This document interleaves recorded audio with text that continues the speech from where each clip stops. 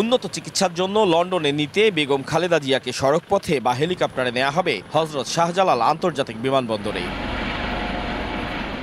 এ উপলক্ষে বৃহস্পতিবার দুপুরে বসুন্ধরা আবাসিক এলাকার একটি মাঠে হেলিকপ্টার নামানোর সম্ভাব্যতা যাচাই করে এসএসএফ।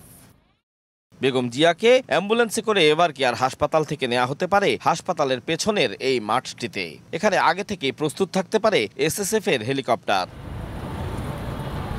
সেখান থেকে তাকে নেওয়া হবে হযরত শাহজালাল আন্তর্জাতিক বিমানবন্দরে, যেখানে প্রস্তুত থাকবে কাতারের আমিরের পক্ষ থেকে পাঠানো এয়ার অ্যাম্বুলেন্স।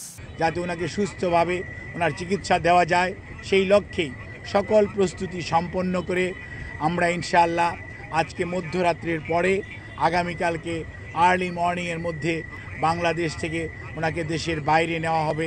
বিএনপি নেতাকর্মী এবং বেগম জিয়ার শুভানুধ্যায়ীদের আশা, সবার অভিভাবক হিসেবে সুস্থ অবস্থায় দীর্ঘজীবন লাভ করবেন বেগম জিয়া।